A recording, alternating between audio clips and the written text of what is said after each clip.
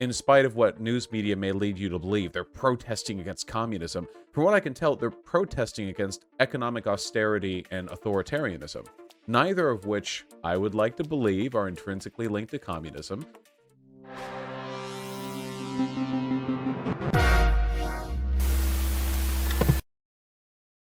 Hello, people. I know it's lonely without chat next to me. I'm so sorry. I've been busy, actually, seeing my family for the first time in a while since the COVID lockdowns. And for that reason, I've been touching grass. It's been a wonderful experience. I thought they were rumors, the grass, but as it turns out, it's real. And honestly, it doesn't actually feel that special. But the sunshine is nice. Anyway, the reason why I'm recording a video in my underwear without chat next to me is because I wanted to speak really quickly on what's going on in Cuba, which I'm sure you've seen some stuff on social media. So I'm going to keep this short and sweet because this is, as is often the case, a really complicated situation. Obviously, these are just my thoughts on the issue. So here's what's taking place as I understand it. Now, obviously, with as is the case with pretty much any large set of protests, you're going to get your fancy, well-edited news montage of what's going on. And here we have that. Look at that, BBC World. Look at that. Demonstrations against the communist government are rare. Communist capitalized. Very spooky. But its handling of the economy and COVID have angered some. Ooh. We're here because of the repression against the people. They're starving us to death. Havana is collapsing. We have no housing. We have nothing. It goes on for some time. Wow. What's going on over there? So, trigger warning, okay? We're here to anger everyone, okay? We're playing the enlightened centrist card on this because, as is often the case, when you see protests in countries that have historically aligned with the socialist bloc, there are some very, very harsh opinions on both sides. And as always, I'm frustrated by everyone's behavior. So first off, let's contextualize what's actually going on. So these protests, as far as I can tell, seem to be about a couple of things, largely state repression and economic collapse. COVID-19 has been very, very rough to Cuba's economy because it has significantly reduced the amount of tourism they receive. Tourism, I'm sure you know that Cuba is a big tourist hotspot. It's a huge tourist hotspot, but of course, with COVID-19, tourism has absolutely plummeted.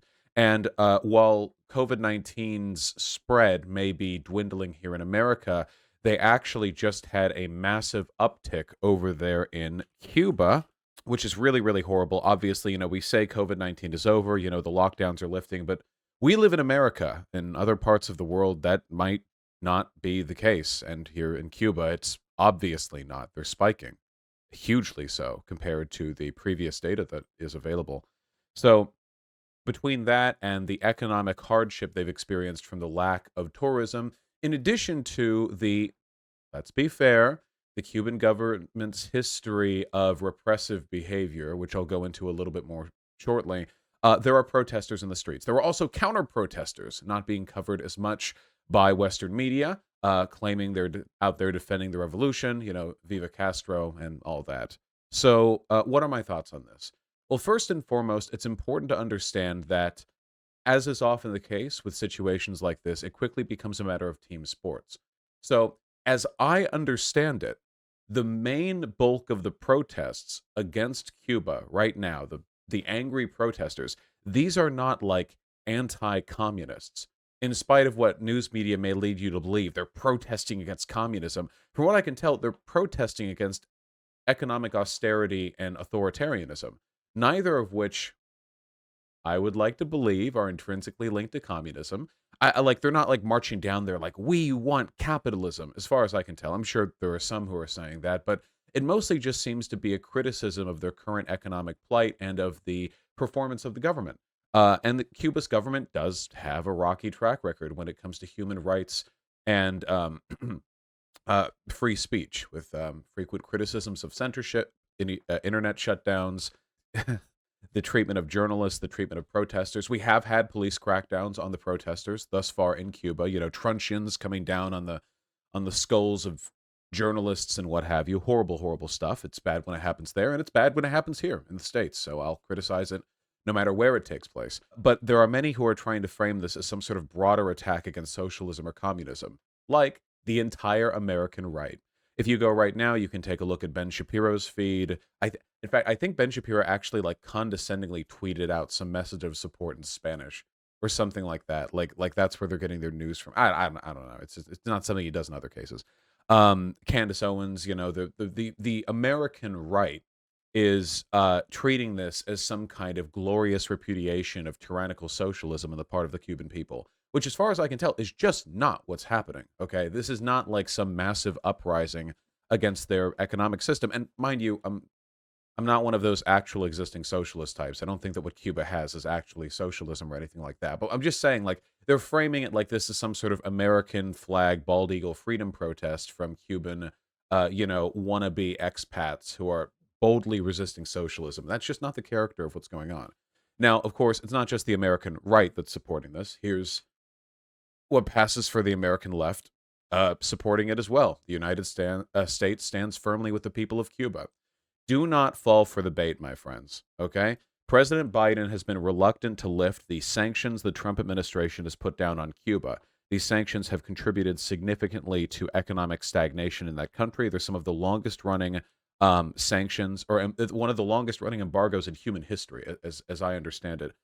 Absolutely despicable stuff. It does not serve its intended purpose, even if you were some kind of Kissinger ghoul who thought, oh, whatever harm it does to the people is fine as long as it helps undermine authoritarianism. It's not doing that. It just hurts people. There's no reason why America shouldn't lift the sanctions. In fact, recently, I believe there was a vote held across member states of the United Nations where they said, with the exception of the United States and Israel, overwhelming uniformity that the United States should lift its blockade on Cuba. Yes, here we have our foreign policy correspondent, but yes, nobody supports this. Nobody supports this embargo. It's just America and America's favorite military base keep it going for what, I don't know. It's fun, I guess. I just, yeah, no, we shouldn't keep it. And as long as you support that embargo, I can't in any just without even the slightest bit of legitimacy consider your support of the Cuban people.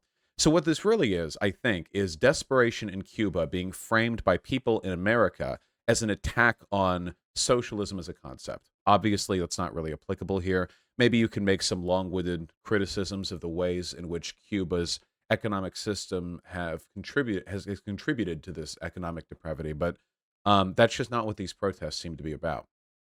So with all of that being said, here's my position on the matter, okay? Are there potentially right-wing elements to these protests? Almost by definition, yes. Any protest against the government is probably going to have some, like in like Cuba or like any other country, like in a country like Cuba that has resisted U.S. imperialism for so long, anything that is a criticism of the government is going to be construed by some, both internally and externally, as an attack against the autonomy of that government. That is to say that criticisms of Cuba's government's failings will be turned into, hey, America, wouldn't you like to finish up your 50-year project of destabilizing the country so that you can install another puppet, to lead us? No. There's always going to be an element of that, but that doesn't mean that the underlying criticism shouldn't be taken seriously. They should here. There are problems with Cuba's government. There are problems with state repression and with censorship.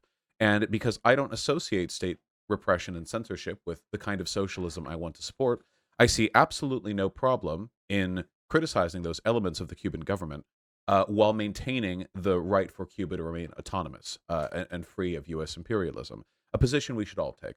There are people out there who have been defending the behavior of the police, who have been ignoring or repudiating all criticisms of the Cuban government, even legitimate ones, that aren't about like owning socialism, but are instead about the actual performance of elected representatives. And I mean, have you forgotten the meaning of the term critical support? It's critical support, as in, we support your efforts against United States imperialism. However, there are problems with your country which we will remain critical of. Critical support, that's what the term meant. You have to be critical for it to count. So there are people on the left online right now who are acting as though every protester on the streets of Cuba is a CIA operative and they're all they're all getting paid right now by the State Department, and all of it's an op. They're all right wing, and get a hold of yourselves, okay? It's not the people's revolution if you feel you have the right to ignore the people after you seize power. That's just, it's not. It's authoritarianism, which is fundamentally antithetical to all of the aims and practices of socialism, as described by Marx, a person who was concerned first and foremost with freedom and autonomy, if you read him, which I have because I've read all theory. So, in summary, um, there are going to be many bad actors who take advantage of what's happening right now in Cuba and use it as an excuse to attack socialism or to promote U.S. imperialism. These people should be mocked ruthlessly. However, I am also extremely critical of people who are dismissive of actual criticisms of Cuba's government and people who will engage in the same kind of right wing law and order protester bash defense that right wingers here in the United States use, as long as it's happening in Cuba. Nobody should be happy if a journalist gets clubbed in by a policeman's truncheon. That's not something any of us should ever, under any circumstances, be happy about. So cut that out, end the embargo. Hopefully, we may all embiggen Cuba's economy with our delicious U.S. tourist dollars more readily in the future. I believe U.S. Citizens can actually travel to Cuba, just not officially for tourism. You need a few licenses, and you need to select one of a number of preset reasons why you're attending, which I think it's fairly easy to do, but it would obviously be easier to travel to Cuba without the embargo and travel restrictions and everything, and with COVID-19. So hopefully, also, Cuba is successful in fighting back against COVID and gets the resources necessary to do so. Do not stop being critical of governments just because those governments are also being criticized by people you dislike, okay? The enemy of your enemy is not always your friend.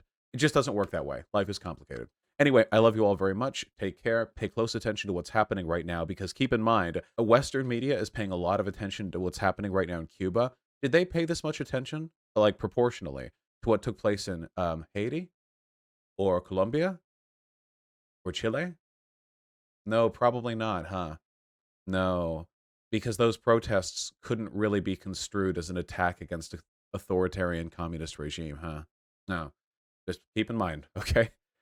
Sorry, it was so pretentious the way I just said that. I was so condescending. I was like, "Oh no, that wouldn't work, would it? No, they couldn't pass that off." I'm sorry if I come off condescending. Again, it's because I touched grass recently.